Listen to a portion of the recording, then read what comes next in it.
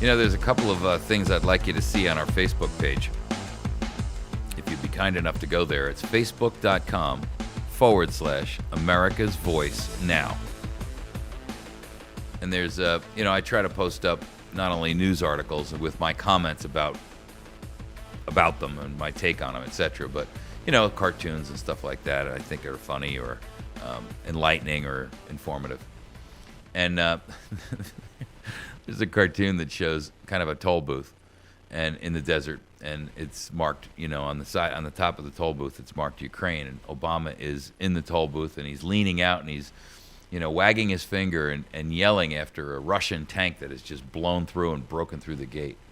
And Obama's saying, "Putin, stop! Come back here, I'll be forced to draft a strongly worded condemnation." And I'm like, boy, if that doesn't take the cake, huh? That expresses what is up with this weak-kneed nonsense.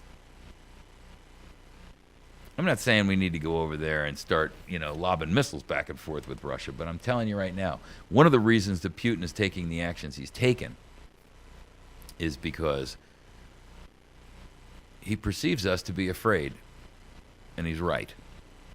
He perceives what we have in the office now as a peacenik who will stand there and tolerate any abuse to not only ourselves but our friends and our neighbors and those we've made commitments to, as we just spoke about in the last segment, and tolerate that. The problem is that, in the Ukraine, it's not us who are actually suffering there. It's going to be the millions of Ukrainians who are going to fall back under Soviet rule. And that's just inexcusable.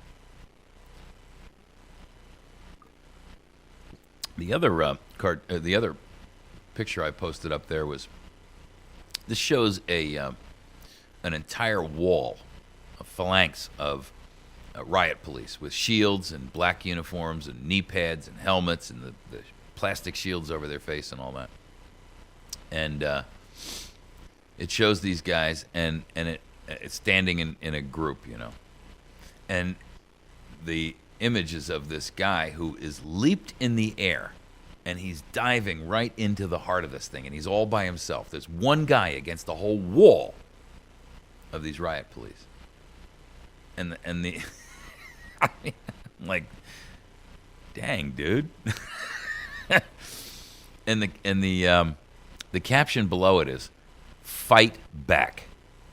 The odds don't matter anymore." Boom. Fight back. The odds don't matter anymore. The only comment I could have to that was, "Enough said." So I'm asking you, America, where are you in the fight back? Are you in the fight, or are you standing on the sidelines watching? Because if you're not a part of this fight,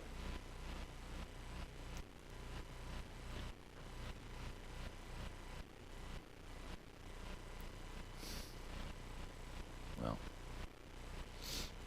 I'll reserve my comments to myself. So I want to talk about Ben Carson. There's been a lot of talk out there about Carson, and I have to admit, I am one of the people who has lauded his common sense approach, his critical thinking skills, his analysis of the situation. I like his demeanor. I like the tone and the tenor with which he speaks and elucidates his ideas and expounds upon his beliefs. I like the fact that he is a contradiction to what the minorities in the country have allied themselves to, which is the false hope of Obama.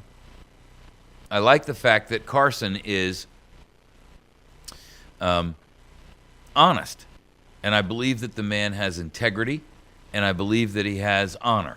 I believe that he is truly a patriot in his heart. On Monday, in a meeting in New York, Ben Carson came out and said he does not believe in gun registration. Because America's massive debt could transform the nation into a third world country in which martial law may be imposed. In other words, Ben Carson says, quote, we should be really concerned about martial law. I'm in agreement, dude. I'm all with you there. And I applaud that statement. I also applaud his newfound grasp of the direness of our situation. Here's my concern. And it's up until now, it's the only real concern I have with him. He has a lot of explaining to do to me in order for me to feel confident that he's got what I think it would take to become, we need a George Washington, right? And I'm looking for one actively, guys. And you should be too. But we should also make sure that we're vetting our potential GWs. And we're making sure that they got the right stuff before we go and put our support or try to, push them up the ladder or pedestal them or whatever. But here's my concern. He has a lot of explaining to do because he's come out and made a previous stand against firearms in this argument that he laid out, which was that, he understands that guns in rural areas are one thing, but he thinks that in urban areas, it's a different story. And to me, the minute I hear that kind of thinking, I got to question it. Because, again, the truth is, if you look at where guns exist, the crime is lower. And that includes cities. So don't give me that's. But the cities who have the strongest gun control laws have the highest rate of crime. I'm reminded of an email I got from somebody a while back, and it showed a bunch of images of the Israeli IDF, and it was girls.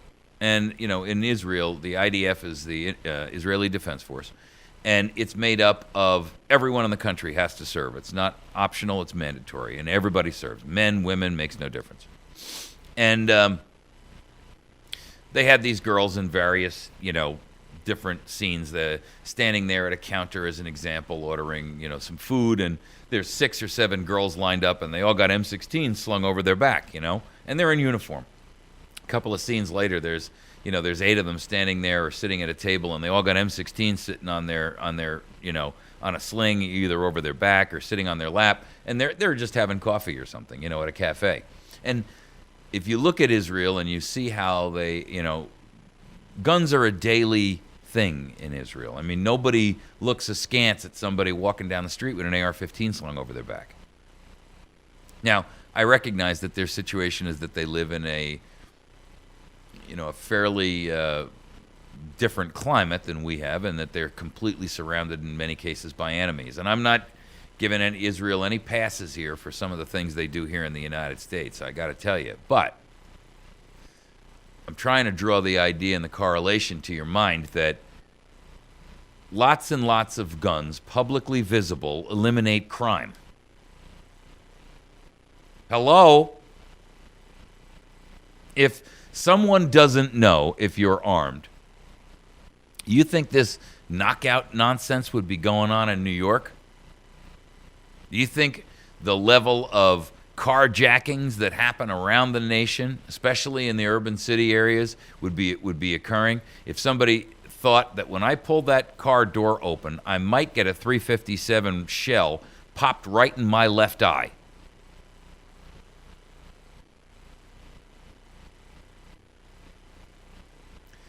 Carson is a retired neurosurgeon.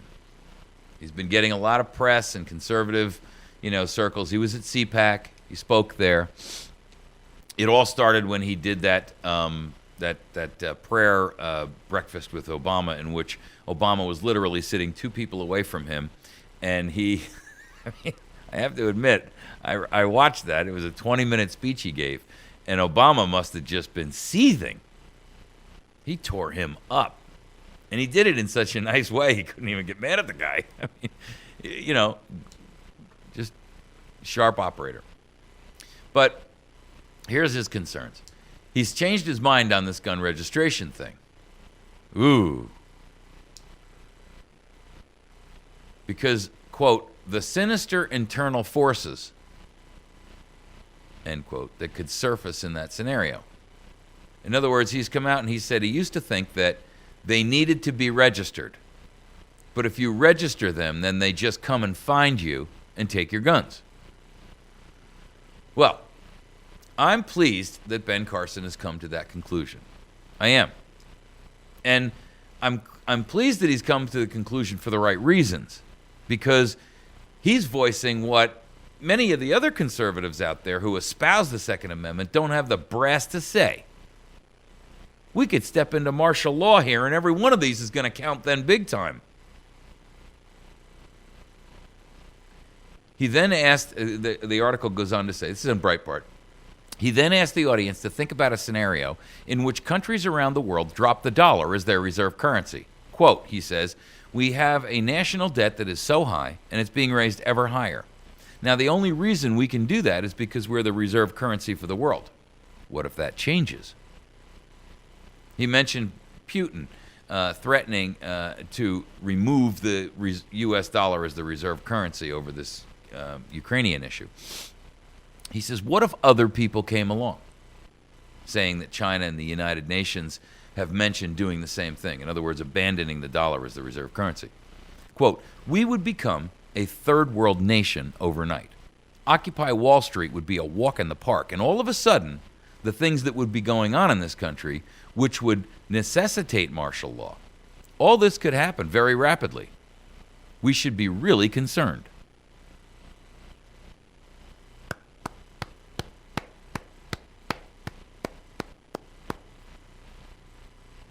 You're absolutely correct, Mr. Carson. Now, Wall Street Journal's James Taranto has brought out previous comments that Carson has made, in which he issued out this kind of a policy of an urban and rural distinction on gun rights. And Carson had suggested in those comments that he didn't want a crazy person to have a chance to get a semi-automatic rifle in a high-density urban area. But then he doesn't have a problem with somebody who lives in the countryside with those guns. That's something wrong with that thinking, because the Second Amendment is not subject to the whim of where you live. The Second Amendment applies across the board all the time. Anyone, if you fog a mirror, you have Second Amendment rights. Even me.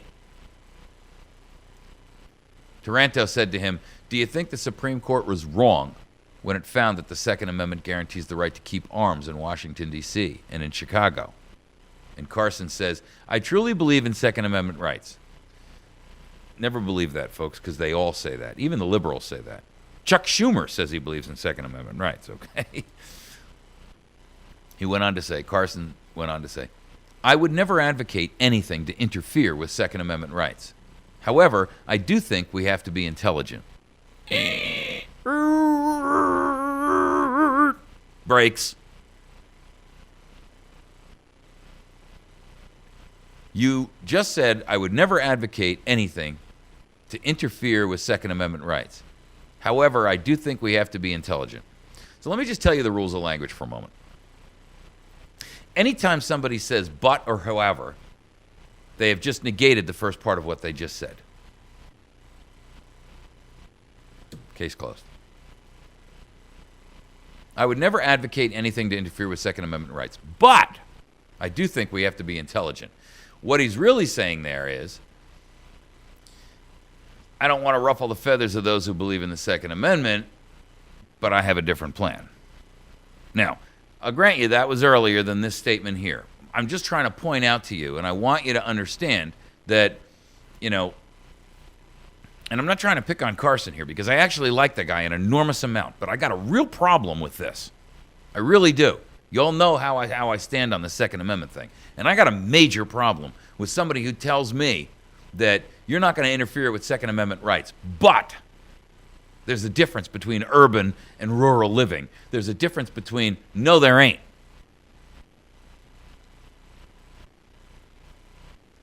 He said his point in saying that was to address situations like in Detroit where people with AK-47s are mowing people down. Well, let me tell you something.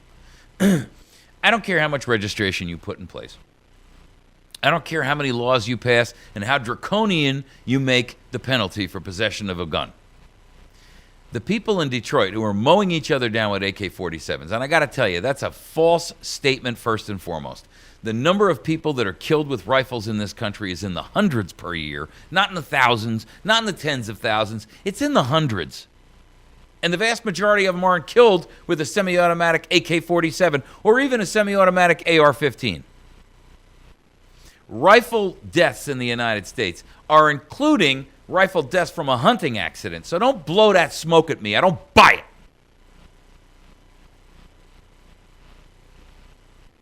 They're not mowing each other down with AK-47s, and I'm tired of hearing that lie. And I don't want to hear that lie repeated by a guy who, up until that moment, I respected.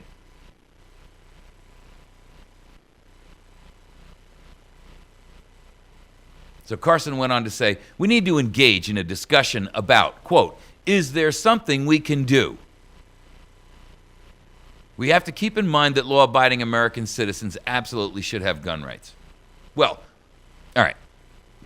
So let me just, you see, here's the problem. Anytime I hear somebody vacillate like that on something as rock-solid foundational as the Second Amendment, we got nothing further to talk about. You can call me a single-issue voter, but I'm going to tell you something right now. We cannot allow one smidgen of change. We cannot allow one chink to appear in the armor, one weak link. And I got to tell you, I'm done with these tyrannical monsters. I don't care how ideologically misinformed they are. I'm tired of people saying the Second Amendment is the problem in this country. The problem is not the Second Amendment. The problem is them. The problem is their domineering policies that force literally hundreds of millions of Americans into the enslavement to the central banks, the Council on Foreign Relations, these stupid megalithic corporations that have bought and sold them.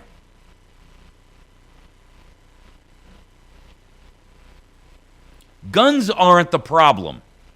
The people who try to take them away from you, that's the problem. You want a solution? You want to know who it is? You want to know where the problem lies? Find anybody that wants to take your gun away. There's your answer.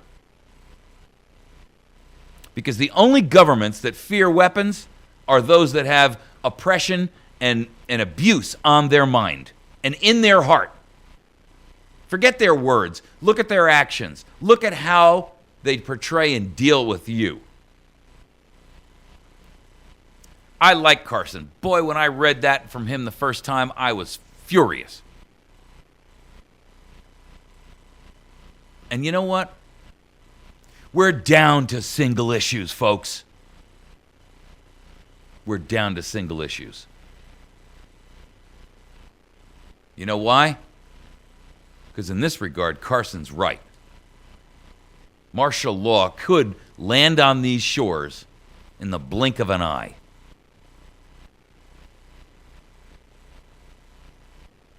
Maybe he's late to the party, and I'm all worked up about nothing.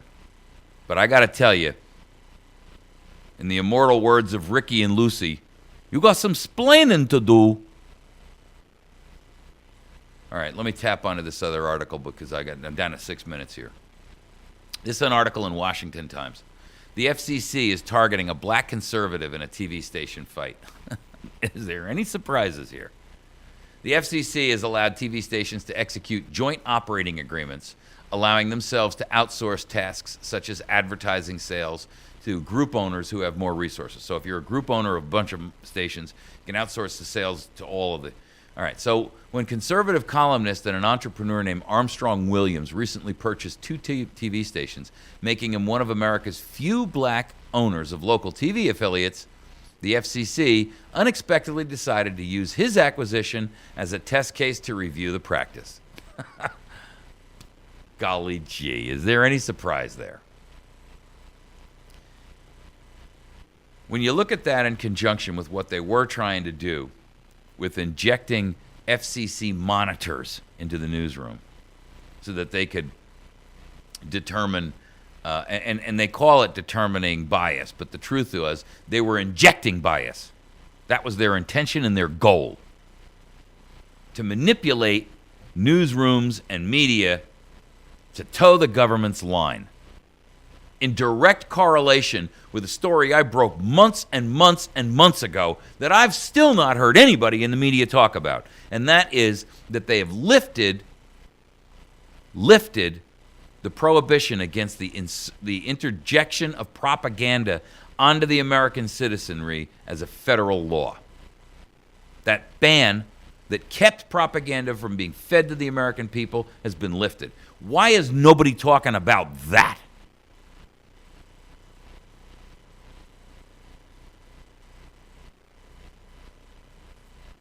The truth of the matter is, they're not going to talk about that. Anyway, the FCC has been, working on this idea of and of course they backed off after the media flipped out. Isn't it funny, by the way, how the media flips out when you talk about, anything that affects them, but when it affects your Second Amendment rights, boy, they're like, well, yeah, we have to make compromises here. Well, then, should we compromise on your First Amendment right of free speech in the media? I mean, all things being equal and all, right? It's okay. I mean, if you're going to compromise on the ability of Americans to have weapons to defend themselves and protect their country and their nation because you failed to inform and educate them about the tyranny that's sitting on their shoulder, then it's only fair that your First Amendment free speech should be limited too, right? Well, that's not fair because, the founders, they couldn't have understood that we were going to have things like machine guns and AR-15s and assault weapons. No, but they also didn't know about cell phones and televisions and two-way radios and one-way radios.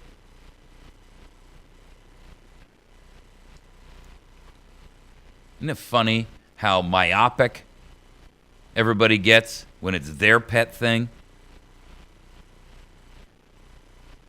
You're either for the Constitution or you're not, even when it's not in your best interest.